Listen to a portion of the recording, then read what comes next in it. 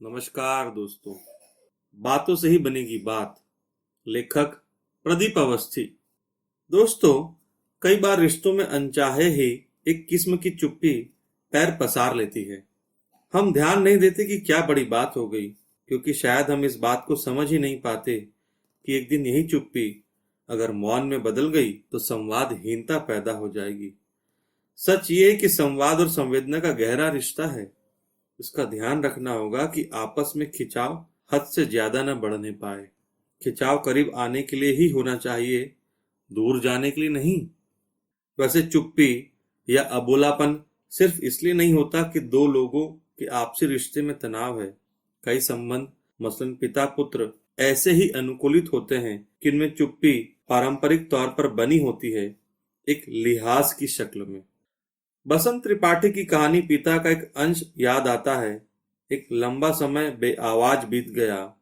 कम से कम अब तो यही लगता है कि बेआवाज बीत गया, लेकिन कोई समय कहाँ बेआवाज बीतता है। शायद हमारी दौड़ उनकी आवाज से ज्यादा तेज थी, इसलिए उनकी पुकार हम तक पहुंच नहीं पाई। या क्या पता, शायद पिता ने पुकारा ही ना हो। और यदि पुकारते तो भी क्या हम उन्हें जवाब देने की स्थिति में थे?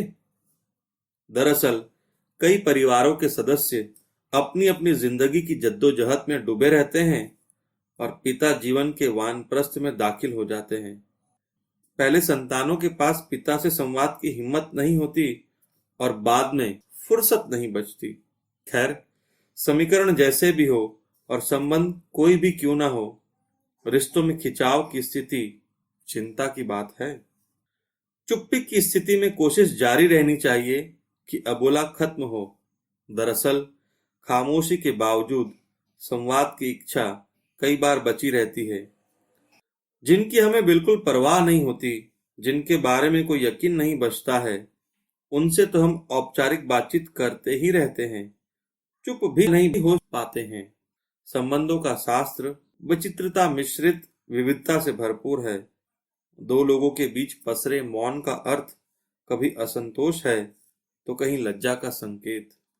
चुप्पी लंबी खिंच जाए तो थोड़ी नाराजगी भी हो सकती है। फिर भी मनमुटाव पालने की जगह दिल को खिंचा न रहने दिया जाए। बोलने, माफी मांगने या झुककर गलती कबूल कर लेने की पहल करने में झिझक कैसी? प्यार की राह पर दो कदम।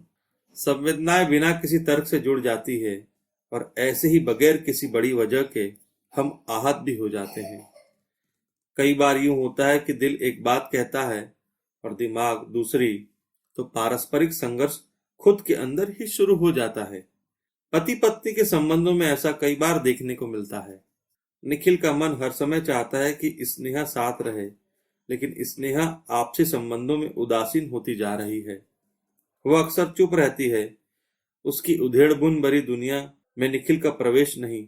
आखिरकार दोनों के बीच अबोला पसर जाता है। कुछ वक्त पहले तक दोनों बात बात पर झगड़ते थे, लेकिन अब उनके रिश्तों में इतनी ऊष्मा या ऊर्जा नहीं बची कि वे बात भी कर पाए। दोनों वक्त की मांग समझे तो एक दूसरे से सवाल पूछने की जगह मौन के कारणों को संवाद के समाधान तक पहुंचा दे। मोहब्बत और जंग में सब जायज। कोई रूठ जाए तो उसके अबोलेपन के साथ अपने मुंह पर भी पट्टी बांध लेना ठीक नहीं। आवाज लगाएंगे तो बदले में एक आवाज तो आएगी ही। हाल में झांसी के एक पुलिस स्टेशन पर एक दिलचस्प घटना घटी। एक जोड़ा अपने रिश्ते में आई दिक्कतें सुलझाने और कानूनी सलाह लेने आया। पत्नी ने पुलिस में पति के खिलाफ शिकायत दर्ज करा दी थी। मान मनोबल का कुछ खास असर न हुआ तो पति ने तान छेड़ दी, दहलीज पर मेरे दिल की जो रखे है तूने कदम। और देखते ही देखते नजारा बदल गया। अब कोई इसे पति की समझदारी कहेगा, कोई चालाकी भी मान सकता है, लेकिन असल बात है हल की। मुश्किल होते जा रहे रिश्ते को सरल बनाने की जुगत जरूरी है। वहां रिश्ता इसलिए सरल हो सका क्योंकि जुड़ाव बाकी था। बातचीत से निकाले हल। साइकोथेरेपिस्ट और काउंसलर सुनीता सनाड्य पांडे बताती है कि रिश्तों को सुलझाए रखने के लिए संचार यानी कम्युनिकेशन की जगह संवाद या इंटरेक्शन पर ध्यान देना चाहिए। दो लोग, चाहे वे भाई बहन हो, दोस्त रिश्तेदार या फिर पति पत्नी, अबोले को ब्रेक कर आपसी संवाद के लिए आगे आए तो मानसिक उलझाव खत्म होगा। यदि वे आपस में बात कर दिक्कतों को सुलझा नहीं पाते तो किसी तीसरे व्यक्ति की मदद लेनी चाहिए, जो न पूर्वाग्रह ग्रस्त हो और न ही फैसला देने की जल्दबाजी से घिरा हो। यूं भी कोई रिश्ता इतना उलझने नहीं देना चाहिए कि ट्रेंड प्रोफेशनल तक पहुंचने की नौबत आ जाए। निर्मल वर्मा की कई कहानियां मुकम्मल एकांत से घिरी होती है। उन्हें खुद भी एकांत में होना, चुपचाप रहना पसंद था। बावजूद इसके कभी कोई उनसे मिलने आता तो वे सजग संवाद प्रिय हो जाते। जिसे चाय पसंद, उसके लिए एक प्याली चाय हाजिर। कोई दूध पीना चाहे तो खुद ले आते। एक संस्मरण में चर्चित कहानीकार कविता लिखती है, इस सब के लिए मैंने उन्हें कभी गगन जी को पुकारते नहीं सुना। यही इकलौती पंक्ति संवाद प्रियता, चुप्पी, अपने अकेलेपन को सेलिब्रेट करने और अपने साथी का सम्मान करने की समझदारी का उपयुक्त उदाहरण है।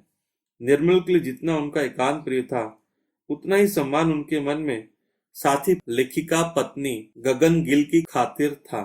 आगंतुक की खातिर वे उत्सव धर्मी या कम से कम बातचीत के लिए उत्सुक भी हो जाते।